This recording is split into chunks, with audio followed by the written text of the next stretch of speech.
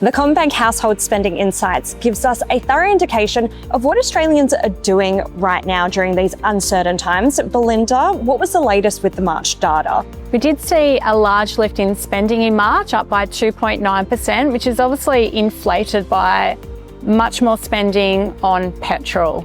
So we did see the transport category up by close to 23% in the month. Spending on petrol alone was up over 40%. So because of those higher petrol prices, households had to spend more to fill up their cars, fill up their trucks, and go about their business. But overall, even beyond transport, we did see some large increases in spending across many categories. Could you tell us about those other categories? So actually all 12 categories in the Household Spending Insights lifted. We did also see some pretty big lifts in things like utilities, just because we're seeing the wind back of those electricity rebates. We also did see spending lift in things like insurance. We do suspect a lot of households prepaid their health insurance policies ahead of the known premium increases on the 1st of April. But also, if you look at things like recreation and hospitality, spending was also decent. We had a lot of large-scale sporting events in March, the kickoff of the NRL, AFL series, we had the Women's Asian Cup. So across the board, spending was large in March, but we are expecting it to soften from here. For the first time with the spending data, we also saw an age breakdown. What can we take from this? In more granular data, we are looking at spending by age group, and no surprises, because we have seen this pattern before, is the oldest age group, so those over the age of 65, have been lifting spending at the fastest rate.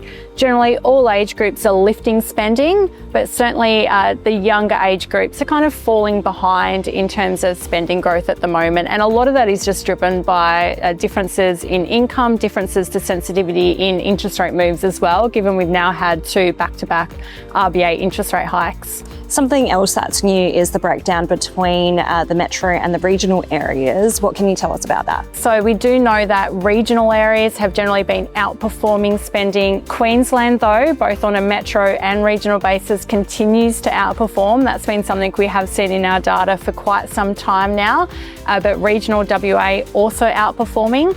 The weaker performers, though, are generally across the East Coast. So we're looking at the ACT, we're looking at Metro Victoria. How are you expecting households to change their habits in the coming months? Obviously, there's a lot going on offshore. There's a lot going on with petrol prices. We're seeing other price increases as well, and we've also had the Reserve Bank lift interest rates. So we are expecting household spending to soften from here. What we are expecting to see, though, is a little bit of a difference in what households are spending on. So if we look at some of our more detailed data on a weekly basis, we're starting to see some of these differences come through.